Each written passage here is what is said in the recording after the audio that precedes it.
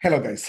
Among all the papers when it comes to UPSC mains, there is one paper that can dramatically improve your rank. And surprisingly, it is also one of the most neglected papers by almost all the aspirants.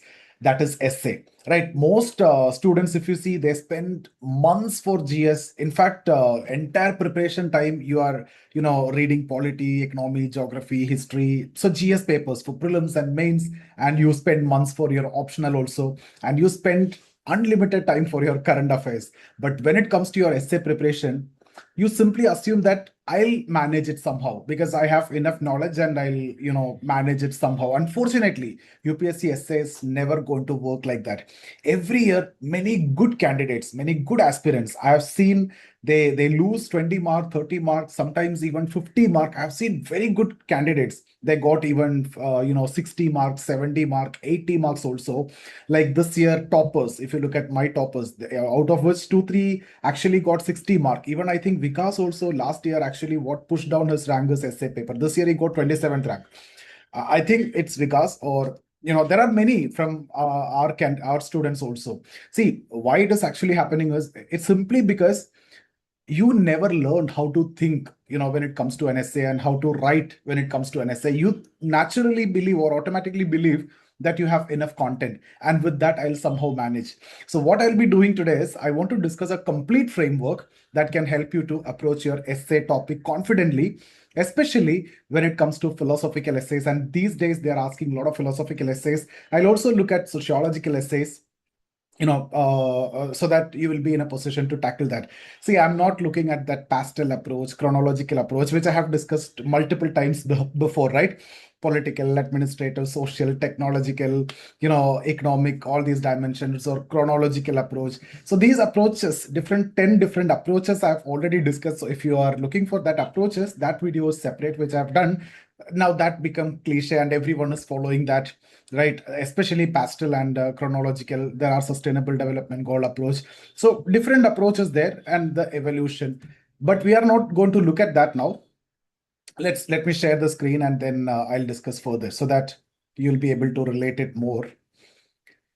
Okay, cool, guys. So I hope you can see the screen here. So the idea is, to teach you, to tell you how to think and structure so that you are going to make 140 plus marks in essay. So my students, if you see, Sachin have done this, right? And he was essay topper, ethics topper also, and many others also. Kiran have done this, right? I'll attach all the podcast and all the testimonials also below this video. So when you watch the podcast, then you'll get to know how much time they spend on their essay paper. In fact, if you look at optional paper, suppose you are spending 4 months for optional paper, 4 months for your coaching itself you are spending, and beyond that you need revision, you need test and everything. So whatever you are spending, half of that is your essay. Are you still spending at least 10% of the time that you are spending on your optional in your essay? That's something which you need to think about. And here you can get that 140 plus mark, just like you are looking for 140 plus 140 in your optional also. 280 is a very good score, right? So if you are looking for 280 there, you can easily get 140 here with a 10% of the preparation and the effort that you give in your optional.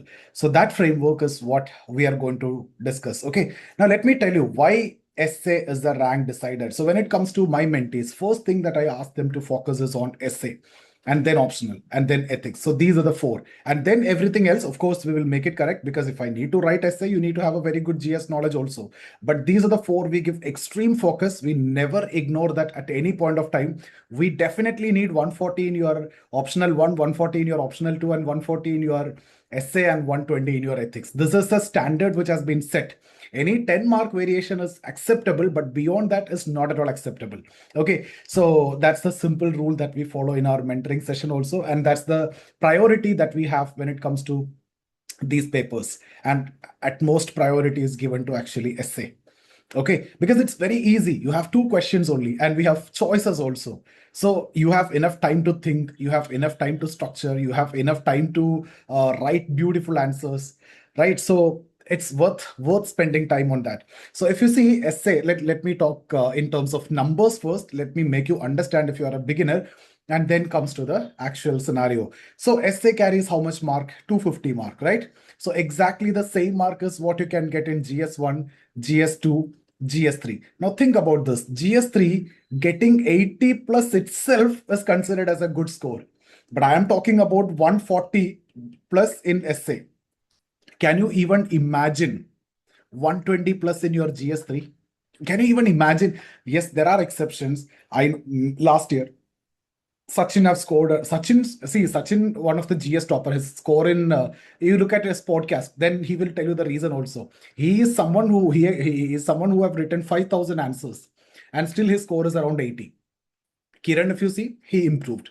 So that's what happens when it comes to GS3. So how much effort you need to put in GS3? That is why when it comes to GS3, unrelated subjects like economy, agriculture, science and technology, environment, disaster management, internal security, all these you need to give separate efforts, right? But when it comes to essay, are you even giving half of that?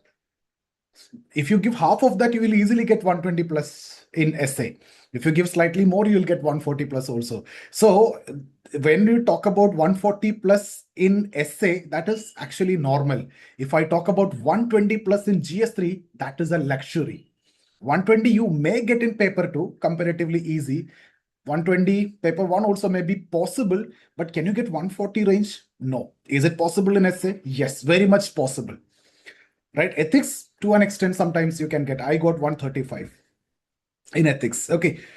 So, see, again, still, my question is why you are so much thinking about essay? Like, I'll manage it somehow. Why that mindset with many of you? If you are my mentee, that mindset will never be there. The first thing that we are going to address is your essay. Only if your essay is correct, then you are going to spend time on others actually. Okay. So in fact, if you are not spending time on essay, that's like committing suicide. That's a big mistake.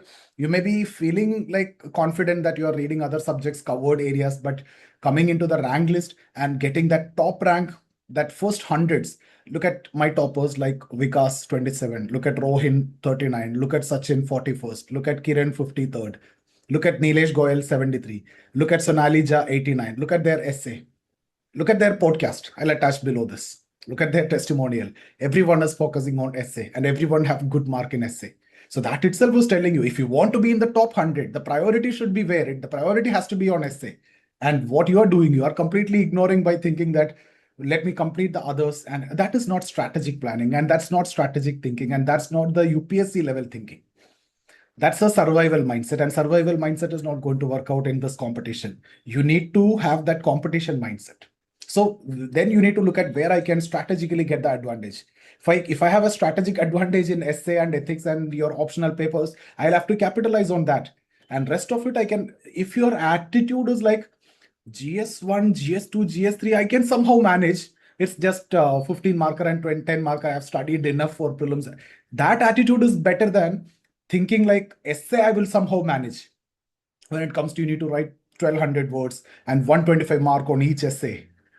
So where you need to have the attitude of I'll somehow manage. I would say it is better to have that attitude in your paper 2 and paper 1 and even into an extent paper 3 rather than your essay or ethics that you cannot somehow manage, that you need to professionally and strategically manage. So that's what I'm going to talk about, right? So and that's why when it comes to essay, I have seen even this year topper, he got 120, 120 plus, got 65 last year, right? So it is not that unpredictable. It is because you are not having that structure. You are not well prepared. Sometimes your argument is lost in between. So that is why we need practice. We need preparation for that. So you will see some students are getting 100, some students are getting 140 plus and even 150 plus also. And that difference alone, 40, 50 mark, that can not only change your final rank, that can push you in that first 100. And otherwise, if something happens in interview, this will act as a buffer for you, right? So essay, that's why I tell you this is actually the rank decider. Essay is the rank decider. Essay and ethics, if you combine together, rank decider. Essay, ethics, and optional are the rank decider. Again, if I want to go essay, ethics, optional, and interview are the rank decider. Then comes to paper 2, GS2. Then comes to GS1. Then finally GS3. That is the priority I give. Okay, now what UPSC actually expect from you? Before I discuss the strategy and everything else, let's understand the expectation from you, right? So UPSC clearly expect that you stay close to the topic, you don't deviate, and it is argumentative, right? Here you're not answering the question. So here you will have to arrange your ideas systematically. Proper flow will be there, proper connectors should be there, connectivity should be there, it should flow like a river. And you have to write concisely, and you have to express effectively, and there is an opportunity that you get to express your creativity also.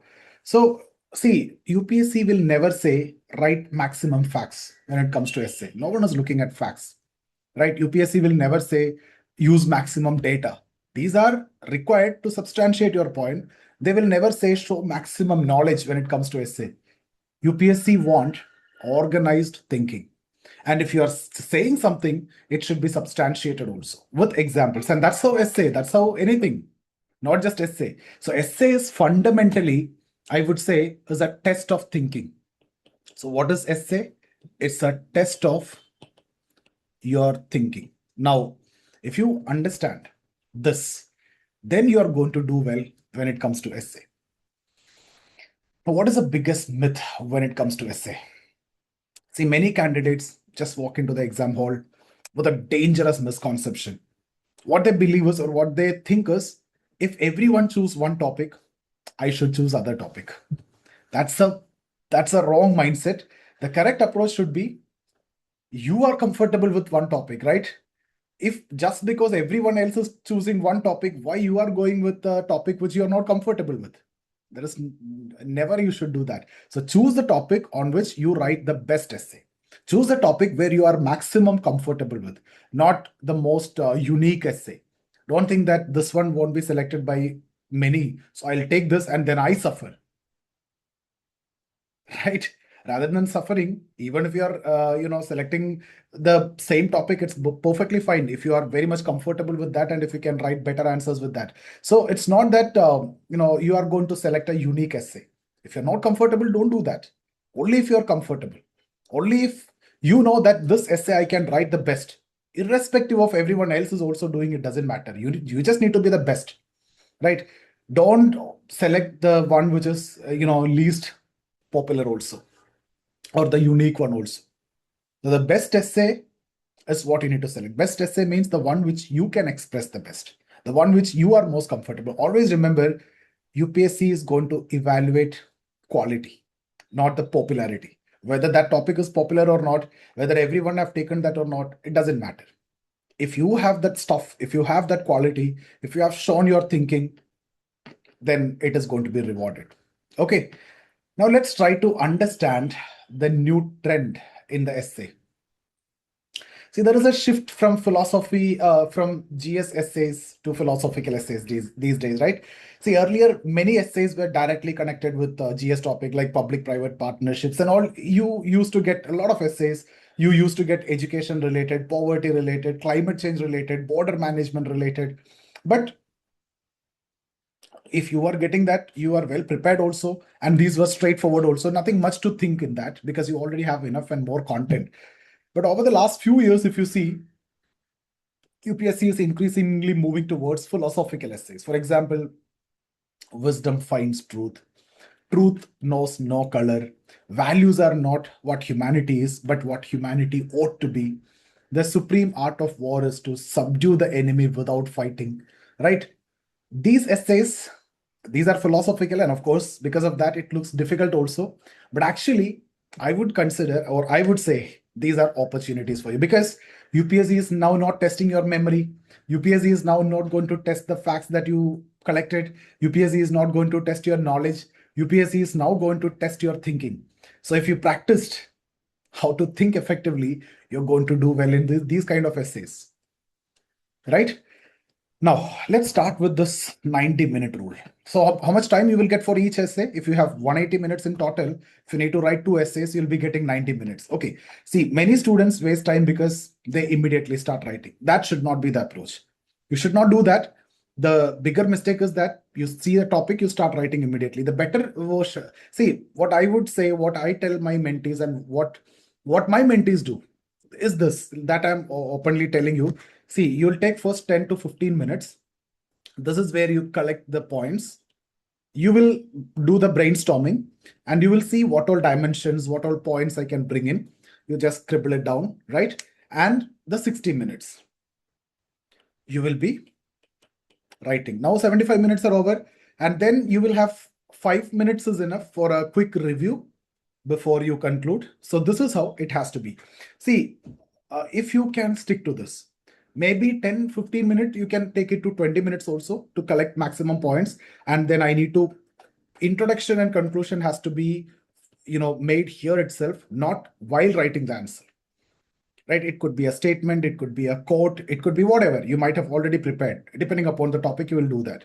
And then all the points you collect, in between, you're not going to do anything. And that you're going to structure and you're going to write examples, data that you're going to use in case if it is required, the facts that you're going to present, everything has to be done during brainstorming. The only writing part is what you'll be doing in the next 60 minutes.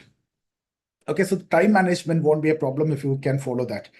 So my point is, never start writing the essay immediately the moment you see the question.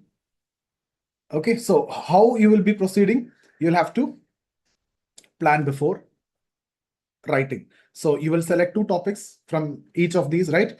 And, start planning, start brainstorming. First, you select the topics and you will start, right? See, the biggest mistake is you select the topic, open the pen, start writing. There is no planning, there is no structure, there is no direction. As and when things comes, the points comes, then there is no flow, there is no connectivity, there is no connectors, there is no, this is not structured, this is not organized, so you're not going to get anything. So when you do this, what happens is a lot of repetition will come, lack of flow, your conclusion may not be good, you'll be missing points, and you have given random examples.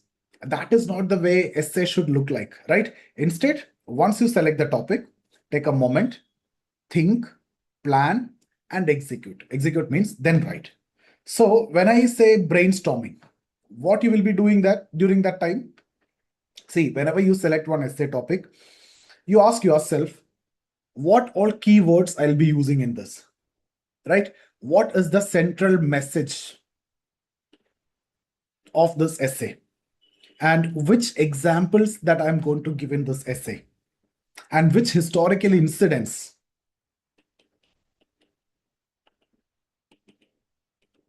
For example, even if they're asking about, let's say, education, you can start with 1813 Charter Act, the first step that, or even before that, Nalanda, Takshashila, if you want to. Then comes British time, 1813 Charter Act, 1835 Macaulay Minute, 1854 Wood's Dispatch, 1882 Hundar Commission, that evolution.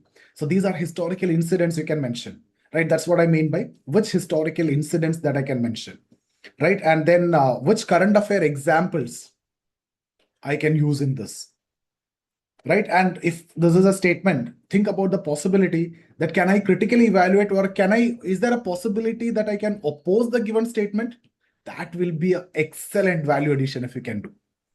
And which all dimensions which I need to involve in this. So only after answering these questions during the brainstorming, you will start writing. Only then you will begin. That means before you writing, you should know what is the central message that I'm going to convey, what all incidents that I'll give, what all current examples I'll give. Should I give a critical analysis? In that case, what all opposition points that I need to make? What are the dimensions that I need to bring in? Okay. Now, most importantly, the keywords are very important, because sometimes when you convey some messages, every essay basically revolve around keywords. For example, you take a topic like the one which I've discussed, wisdom finds truth. Wisdom finds truth. Okay, so what are the keywords? Wisdom and truth. Now, you take another example which I've told you, truth knows no color. So here, what are the keywords? Truth and color. Right? Take another topics. Values are not what humanity, but what humanity ought to be.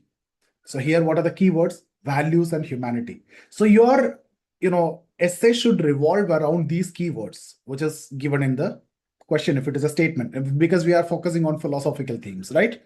So that is how it has to be. So that if the keywords are not understood, then what is the problem? Your essay will not have that proper direction. You will lose the direction. So keywords should be there and your essay should revolve around the keyword which is given. Now, what is going to be general essay structure? I'm in general talking about, you will have an introduction, you will have a body, and you will have a conclusion. So it's very simple, right? Now, here there is no need to make it anything complicated. But when it comes to each of these section, it should perform specific role. Now, what is a role when it comes to introduction? So now how will you write the introduction? Introduction, if it is, let's say 1200 words is what you're going to write. So 10%, maybe 120 words, 150, 120 words can be your introduction, one page, right? So its purpose is to convey that, you understood the topic. You're going to give, a treat to the examiner. You are going to write according to the demand of the examiner.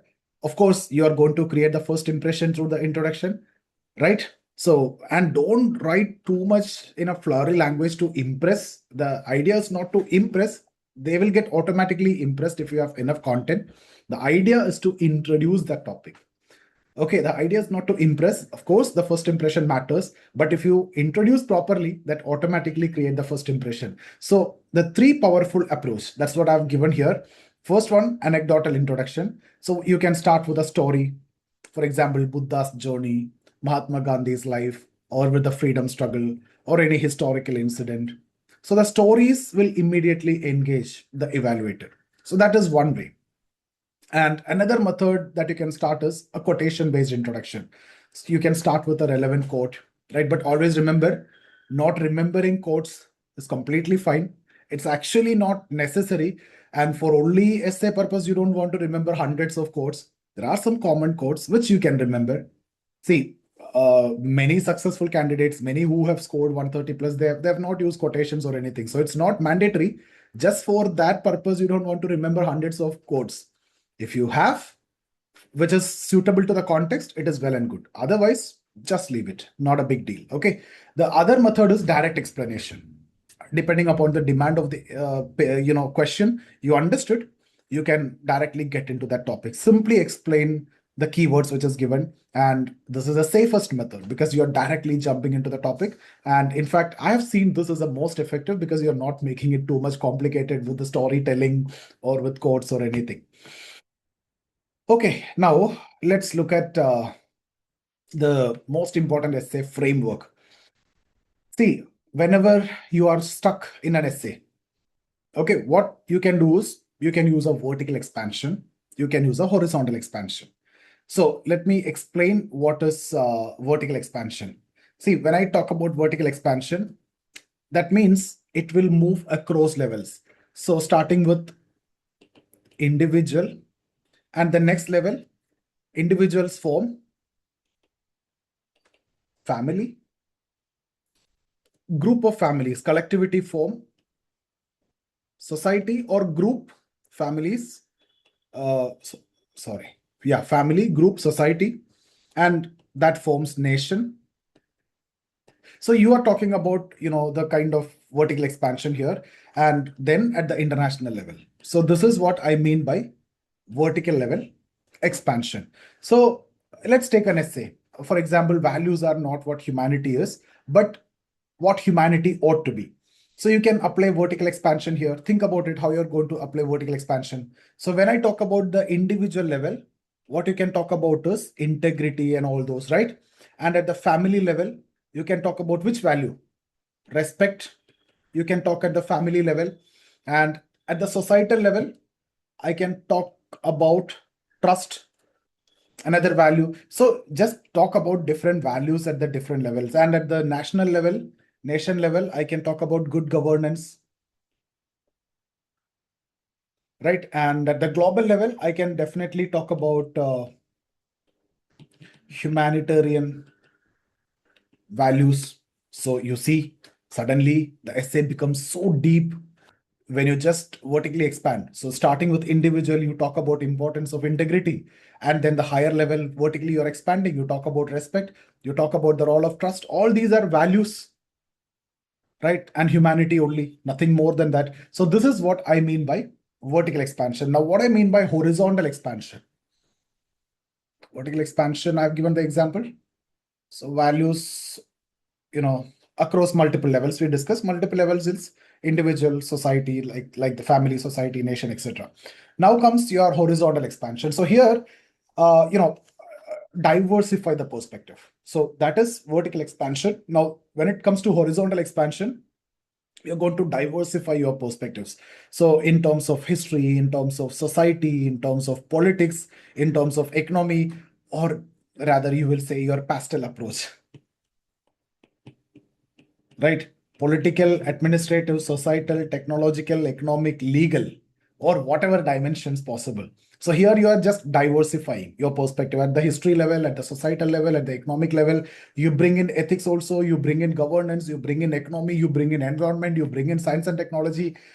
Your syllabus itself, you can international relation, you can add everything and add every dimension. So this is what I mean by horizontal expansion. Now, you see, your structure is done, your dimension is done. You got enough and more content for your essay, just that you need to fit into the topic which is given. And that is where your essay is becoming multidimensional. So always remember, we have a vertical expansion and we can have a horizontal expansion. And horizontal expansion is going beyond your pastel approach. Simply your syllabus itself you can take at the society starting with GS1, history and society, then governance, then international relations, then paper 3, economy, your ethics. So different dimensions, science and technology, and all these environment, all these dimensions you'll take, right? Now, can I use GS for your essay writing? Many students think essay is separate from GS, right? Actually, GS is your essay toolkit, the knowledge that you have, right? Whenever you are stuck, just think about GS1, history, geography, society. GS2, governance, polity, IR. That's what I told you in horizontal expansion. GS3, economy, environment, science and technology, security. GS4, ethics. So your essay content is already there, which exists inside your GS preparation, which is already there in your mind, right? For example,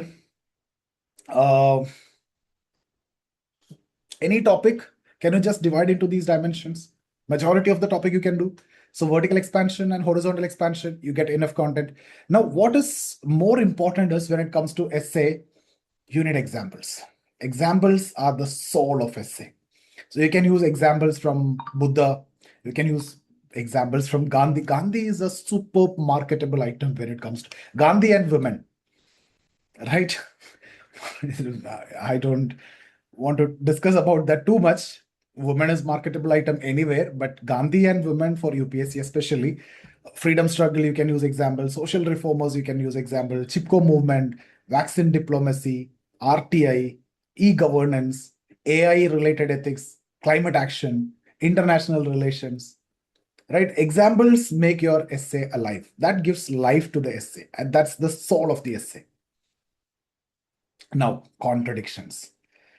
See, we should never talk about one dimension, one perspective. Multiple perspective is required. A balanced perspective is required, and that shows maturity. So what we need is, we need to contradict. We need to think opposite also. The other side, that's what critical analysis is mattering. It is very important. So do not merely support the statement which is given. You need to ask yourself, can I challenge this? Can I oppose this? When I say can I challenge means, can I oppose the statement? Is there such a possibility? That if you can do, that will be the best. Or can I partially disagree, if not fully? Partially, even if they're talking about Mahatma Gandhi, can I partially still disagree Mahatma Gandhi? There are n number of scenarios. You can disagree with Buddha, you can disagree with Mahatma Gandhi. You can disagree with Ambedkar. See, if Ambedkar can disagree with Mahatma Gandhi and Mahatma Gandhi can disagree with Ambedkar, what is the problem that we can disagree with them, each of them? You can talk, if you don't want to talk from your perspective, you can say according to B.R. Ambedkar. Simple. Or according to Mahatma Gandhi. That way you can take it. If the question is about Ambedkar, you can talk about according to Mahatma Gandhi, and you can partially disagree at least. If you don't want to disagree from your own side.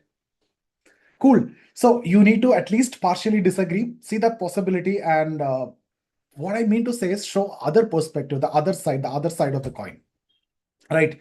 So the world is rarely black and white. So balanced thinking makes your essay richer. So even conclusion also, it should be like that only. Cool, guys. Now, how to create the flow, what connectors you use and everything.